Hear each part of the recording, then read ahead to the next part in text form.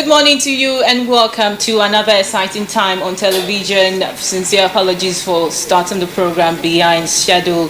But today the conversation is about the creative industry as the nation looks towards reviving the economy after COVID-19. President Buhari in his New Year message talked about his reaffirmed commitment towards ensuring that the creative industry gets the needed attention in a bid to diversify the economy as well. But today we will be doing a lot of things, and I have a guest in the house who is a creative designer. He is Mr. Toyo Charles Ufunyapone. I hope I got that name right, sir. Okay. Okay, thank you very much. But before we get to the discussion today on the creative industry and how it can contribute to the nation's GDP, even as it looks towards recovering from COVID-19, we'll have a special report about the creative industry. Let's see it. The creative industry in Nigeria has been identified to have the potential of contributing up to 57% to the gross domestic product of the nation.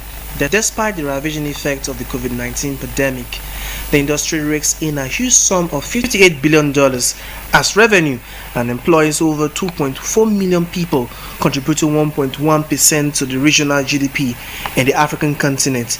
The creative industry is now moving from the margins to become one of the pillars of our economy. Notable projects including movies like Lion's Art produced by Genevieve Inaji. The movie alone raked in $3.8 million. October 1st, written and produced by Tunde Babalola and Kulia Fulayon, respectively generated approximately 60 million naira at the cinema, making it second highest award-winning Nigerian film. The music subsector of the creative industry no doubt has a sizable economic impact. According to a study forecasting the returns from the music industry, by 2021 the industry will hit $73 million. Celebrities today, they are celebrating that today because of their creativity.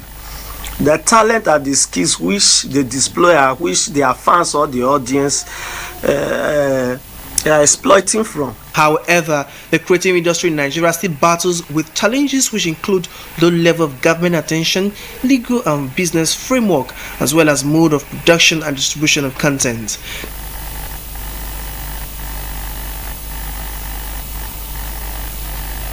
In a piece there, the creative industry, Mr. Toyo, has contributed immensely to the nation's GDP. Record has it that after agriculture, it absorbs more youth in terms of job creation. I would like to know your thoughts about it. Yeah, the creative industry is one aspect of our national life that no government should toil with. Like you rightly said, after agriculture, the creative industry employs more persons, and it has helped in contributing to the GDP of the nation. So for every sensible government, they should try to ensure that special attention is paid towards the creative industry. And we must give kudos to the last administration who paid so much attention to the creative industry by also creating some financial stimulus, like the CBN and bankers policy, whereby loans were facilitated for these participants and actors to boost their trade. Okay. Now you are you're also operating the creative industry. You're a fashion designer, and I'd like to know, how would you suggest the government to encourage more of creative people like yourself? I want the government, first of all, the government has to be sincere in their approach. Okay.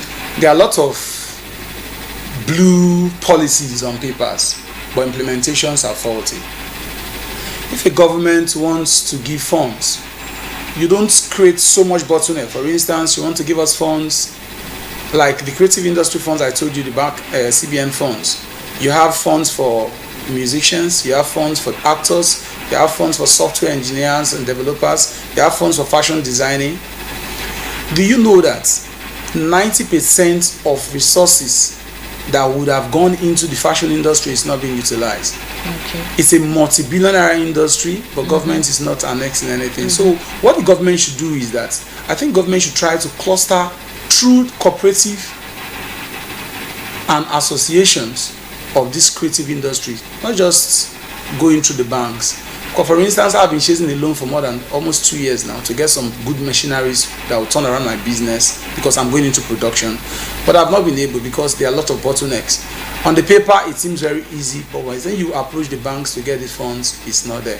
But I think what the government to do, reduce the bottlenecks, tariffs and all that, and allow access to these funds through cooperative. Encourage these organizations to go into cooperative, trusted cooperative and trustees, and release the funds for them to work.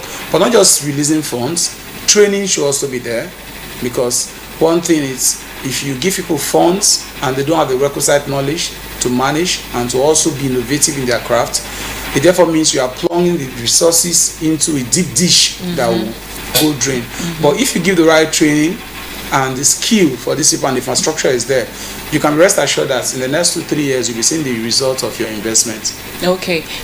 In the New Year message, President Buhari reaffirmed his commitment to focus on youth development in terms of job creation. And one thing that's very significant is the creative industry. We have the film, we have music, we have literature, and a lot of youth have been absorbed. Yes. So what are those things that the government should look towards in ensuring that people get the needed benefits from their hard work? Yes, you see, I want to narrow it to, if you take for instance now the intellectual property.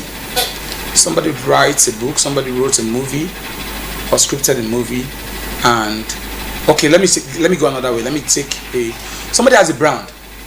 This is a water bottling company, has a brand.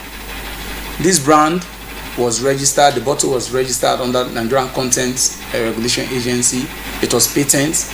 And the next thing you see, because the brand is selling, everybody goes to the market and say, oh, modify it, take this out and take it out. And they bring it back, they say, all of us are the same. But at the end of the day, the person who has the intellectual property of that has not benefited from it, but it has already been pirated in the market. So what government should do is still the implementing agencies. Now, by the time you take these issues that, oh, this person has breached my rights, or this person is selling my intellectual property, they will start the process. But because the judiciary, the process is slow, most people don't even want to forge ahead in terms of their intellectual property. So they just say, oh, let me just make the little I can. After all, the market is open for all of us.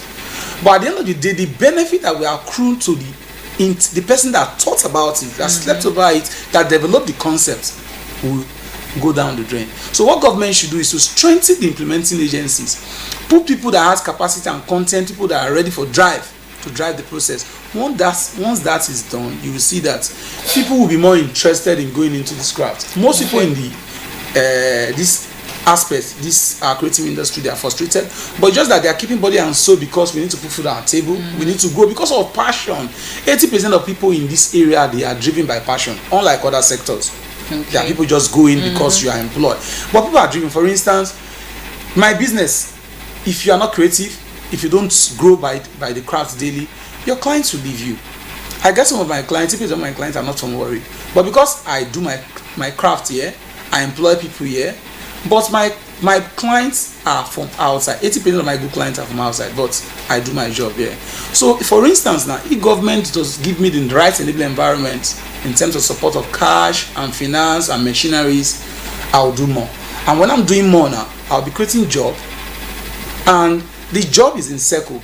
It trickles down to other sectors, because there are other people I bought purchase items from. Those persons will also benefit. Okay, I want to ask you a quick question. Do you have clients outside the chairs of this country? A lot of them. Okay, that brings us to the conversation on the African Free Trade Agreement. As you know, the agreement was ratified this January, and it talks about intra-relations, trade relations among African countries, over 50 countries. You are a young entrepreneur. You produce your own, products. Now, where does this take your business? Okay, that's a very good one. Now, the agreement is a welcome development. Prior to that agreement in 2018, by about 26 countries, they've been this agreement, this idea from the ECOWAS angle. But now, it will interest you to know that when I said I have 80% of my clients are from outside, I mean Lagos, UK, US. Okay. Now, it will interest you to know that Africans don't trade with themselves. And this is a large market that has about 1.3 billion people. So the population itself alone is a market for itself, but we don't produce because they are bottleneck. This bottleneck dates back into colonial time where imperialism was part of it. You see the Francophone, you see the Anglophone, you see the Portuguese colonial nation. So when African leaders, through the mechanism of AU, now came together to say we want to do this, it will boost the market for Africans. I don't have any clients in Ghana. I don't have any clients in Ivory Coast. But if this agreement, by the time the implementation commences, and why not? Because I can go to Senegal and buy fabrics without bottleneck, the tariff will be reduced and all that. So for us, it's a welcome development. We just pray that it won't be like that of ECOWAS that died the natural process, whereby it's on paper that you have 90 days stay and it's not being implemented. Okay.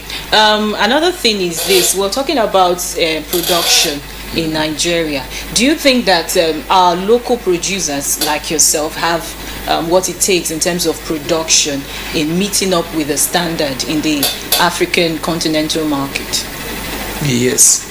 Nigerian is the giant of Africa, and not just in terms of population, but in terms of our human capacity. If there's anything that we have, it's about this versatility of Nigerians. So we have the human capacity, but we also need training. Okay. We need training. We need to be exposed to better technology of how to do our jobs. So I see using, for instance, I'm a fashion designer. Interested to know that production lines are few.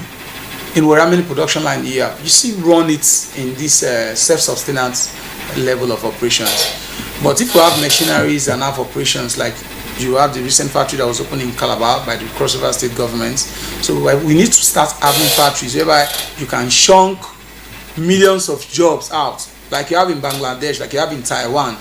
So those are the kind of things we need in Nigeria. So we have the human capacity. Okay. Earlier we talked to a creative director, Tobilola Kulawale from Cardiff, United Kingdom. She will be telling us her own views about the creative industry.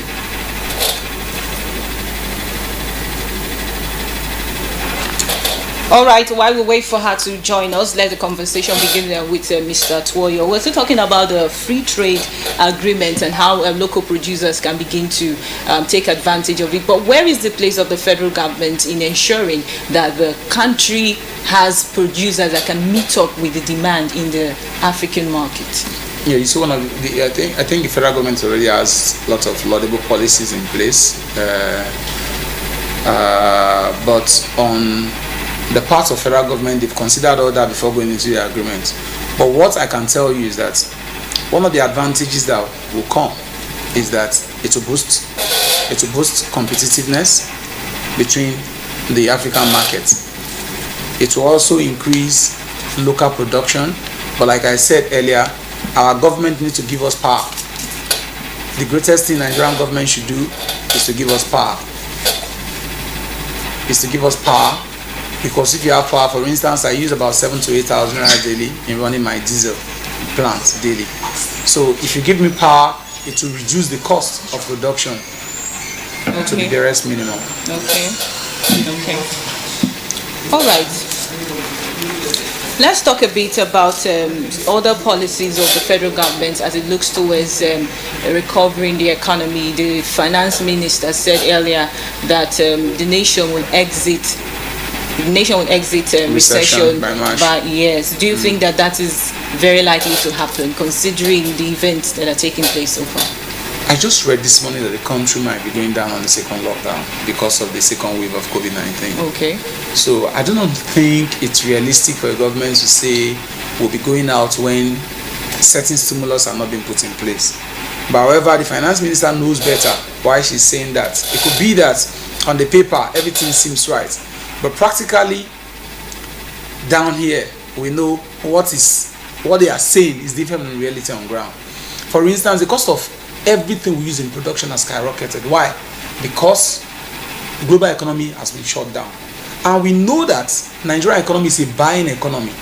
And you are saying you are going to pull out of recession when you are not producing. It depends solely on exports.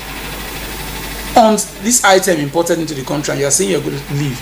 And it's a mono economy of only oil.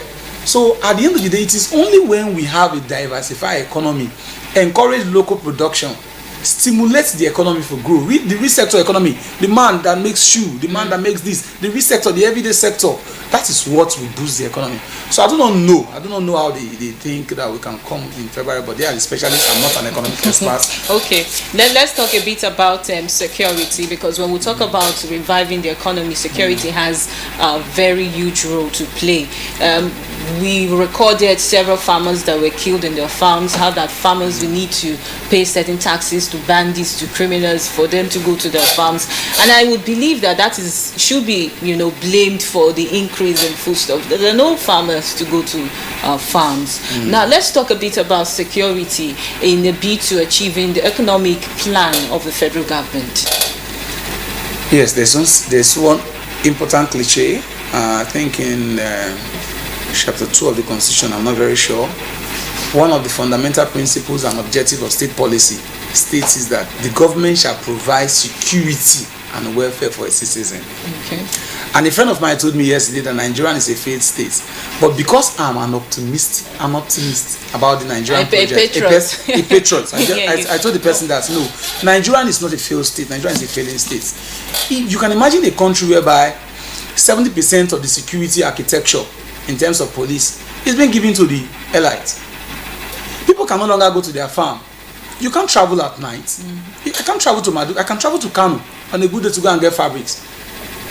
But on getting, how do I get to Kano? So if I get to Kano and my life is at risk, everything boils down to the end product. So it's to increase production. So the government should do everything possible. People have been clamoring that you should sack the service head. For me, I do not think that's the solution.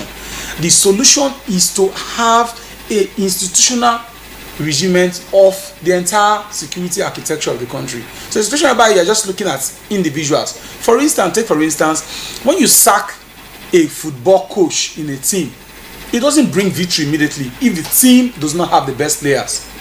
So the entire security architecture is what we looked into, not as a result of sacking the service chiefs, irrespective of the fact that they have not done well because of the statistics on ground that people are being killed daily, lives are no longer safe, and rather than reducing the stretch, the territorial stretch of the terrorists, it's even expanding. You can see what's happening in Niger State, you can see what's happening in Kogi, you can see what's happening in Kaduna.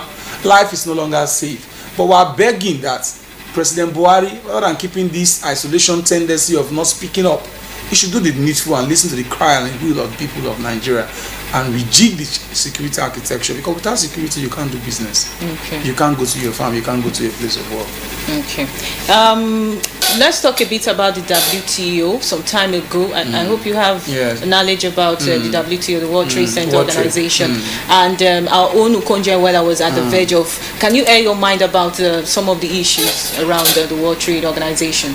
I really do not know in details about the workings of World Trade Organization, but as a student of international politics, I do know that, irrespective of the fact that we're clamoring that Nigeria is going to head the World Trade Organization, what is our share of the World Trade Organization? What quota are we? What percentage? Okay. What share are we going to have in international trade in terms of what if they are voting in the organization? What is our level of vote? They said all nations are equal, but some are super than the others.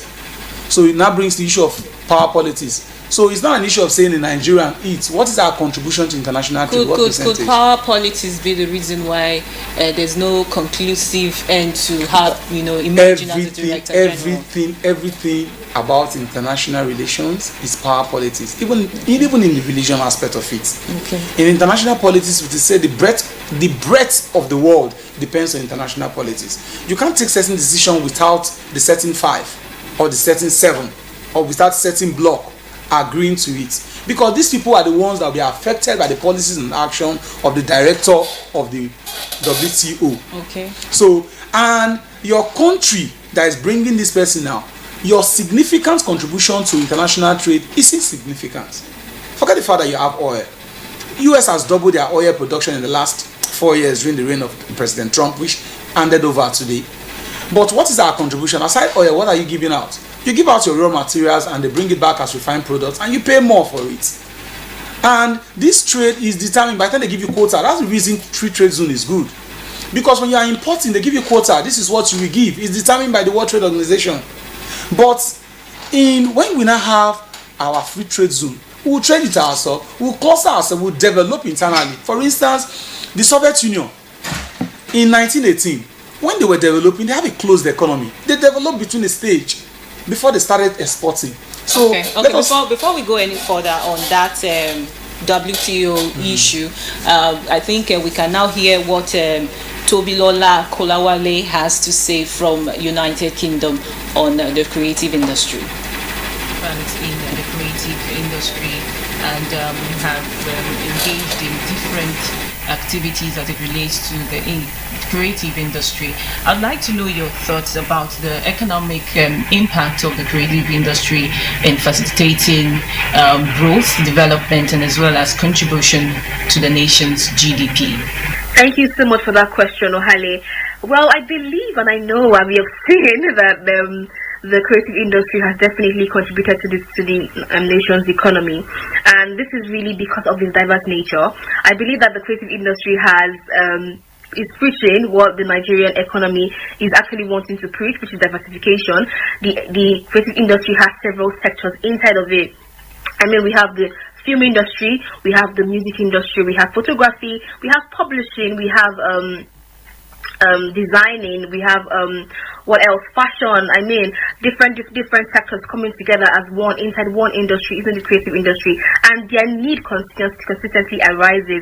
I mean, for instance, recently, as a result of this lockdown and even the pandemic that is facing the country and even the world at large, we see a recent rise in the need for social media marketers, website developers. I mean, every company, every organization wants to gain an online presence. So therefore, we saw like an increase in jobs in the area of social media marketing or social media management.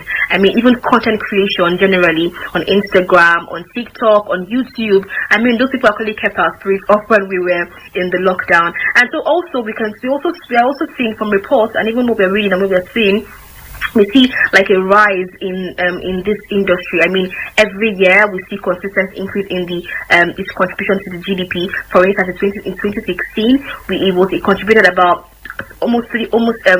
about 200 million actually to the country's GDP. And in 2019, according to the Minister of Information, he explained that this is actually the second highest number of employer of labor, like aside agriculture, as at 2019. And then also the Minister of Information also explained that this industry, that's the film and music, actually contributed to Nigeria's economy about $104 million, and that's a lot of money, honestly. And as you can see, I continuously see the increase in the money that is keep increasing, the finance that this industry constantly contributes to the economy. It just shows you that it's continuing to increase and there is no stopping in this.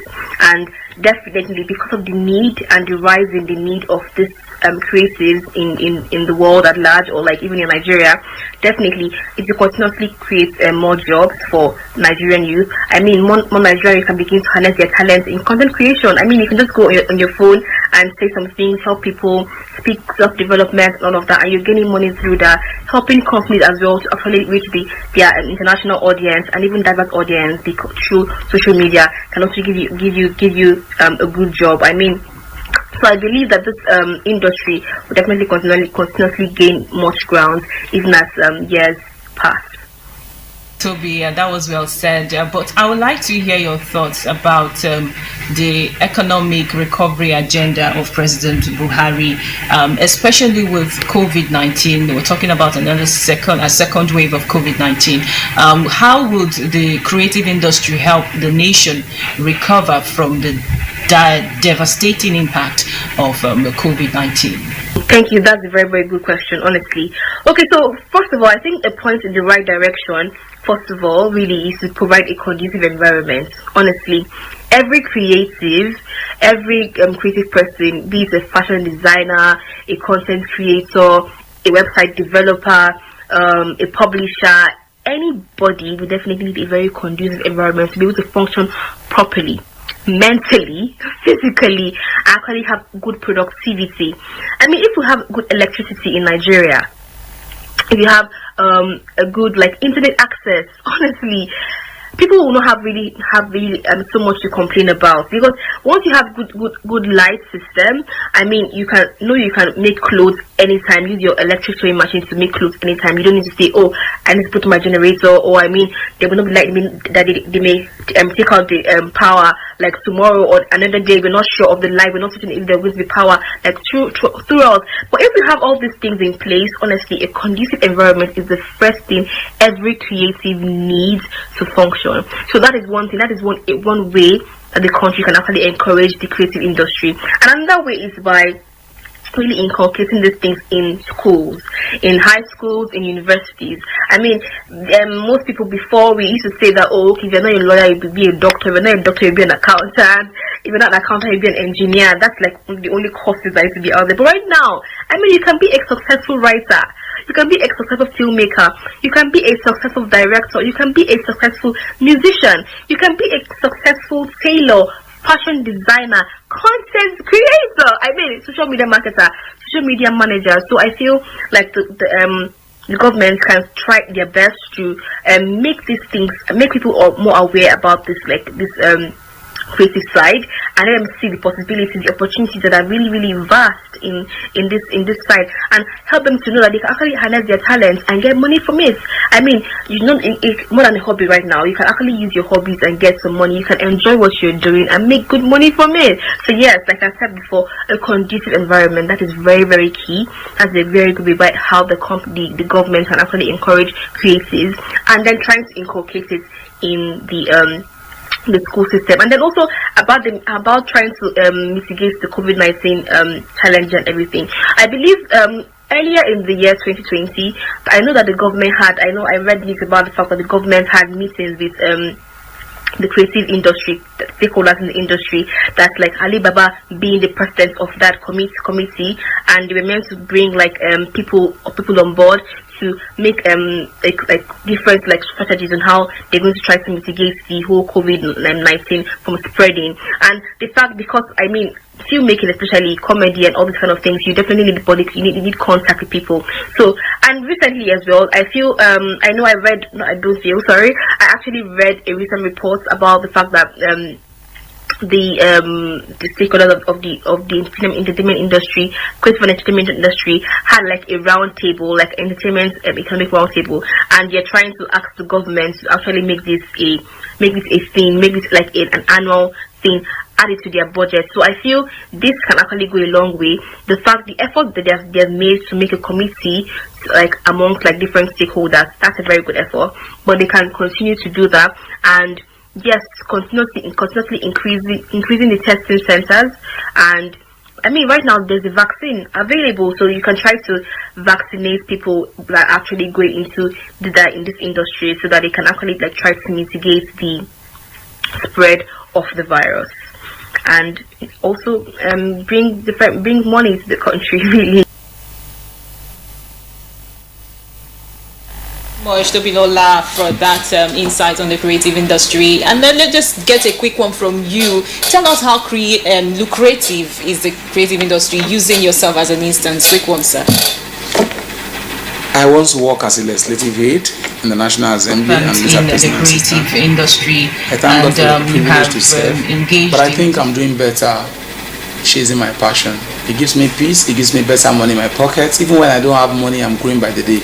Now, the creative industry takes like this. Fashion industry is a multi-billion-dollar industry that everybody can come in and will say make money. So I encourage people to go into it, build capacity. Let them pursue their dreams. Not everyone can be a designer like you. Pursue whatever you want to do, but what I'm telling you is that there is so much potential in the creative. I have a friend that sold for 3 presidents. Wow. A law graduate. So, like the conversation has always been since we began this program, Business Angle, the creative industry has an overwhelming potential for young entrepreneurs to take advantage of. And of course, the federal government, state governments, the local government can begin to look into enhancing potentials of young people in the creative industry as the nation looks towards economic recovery plans after COVID-19. I'm Ogali Mafro. Thank you very much for being with us on the program Business Angle. Do well to stay with us for more interesting programs coming after now. Bye for now.